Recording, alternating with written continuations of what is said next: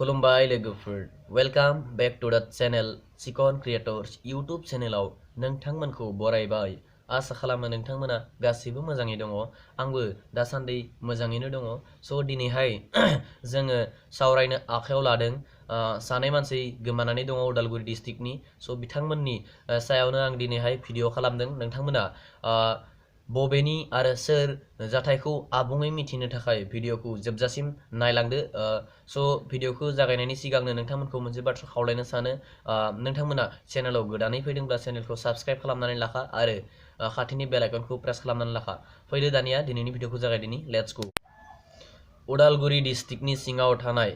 नं 1 आमजुलि colony post अफिसनि सिङाव थानाय नं 3 कन्दरबिल गामिनि सानै मानसि गोमानानै दं होननानै खौराङाव मोनदों बे लेखा आं नोंथांमोननि गेजेराव भिडिअ खालामनानै फोसावनो गोनां जाबाय नोंथांमोना बे भिडिअखौ ओरैबायदि शेयार खालाम जाहाथे बै सानै गोमानानै थानाय सुबुङा थाबैनो हमजायो आरो नोंथांमोना बिथां सानैखौ जेरावखि नुवा मानो बे गाहायाव होनाय स्क्रिनाव होनाय नाम्बाराव फन खालामबानो जाबाय नोंथांमोना गोमानानै थानाय सानै मानसिखौ मोजाङै सिनायनानै नायनानै लाखा बहाबाफोर नुबाय बायो खोमा नुनो हागौ नोंथांमोना बहाबाफोर जाय जेरावखि थाया मानो बहाबा नुबाय बायोब्ला बे गाहायाव होनाय नाम्बाराव कन्टेक्ट खालामहर आरो बे गोमानानै थानाय हिन्जावनि बा बे अजिता बाग्लारिनिनो फिसाजो बे स्क्रिनाव होनायानो बिथांनि सानै गथ' दङमोन नाथाय गेदेर सासेनि फट'खौ आं मोननाय जायाखिसै बेनिखायनो होनो हायाखिसै बेयो उन्दै फिसाजो 2 बोसोरनिल' जादों स' नोंथांमोना जेरावखि नुवा मानो बे गाहायाव होनाय नाम्बाराव कन्टेक्ट खालामहरब्लानो जाहैबाय गोमानानै थानाय सानै सुबुंनि मुङानो जाहैबाय हौवासानि मुङा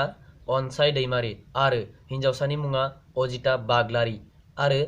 अजिता बाग्लारिनि सासे अलरेडि फिसाय दंखायो माने हौवा दंखायो आरो बिथां सानैनिनो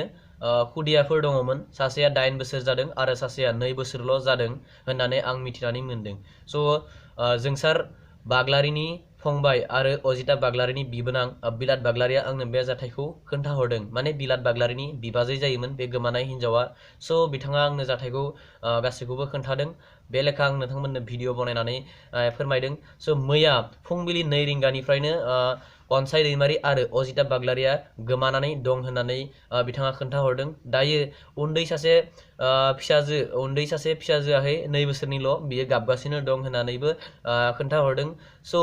बिथाङा सानैया जेरावखि थाया मानो नोंथांमोना जेरावखि नुवा मानो बिथां सानैखौ बै गाहायाव होनाय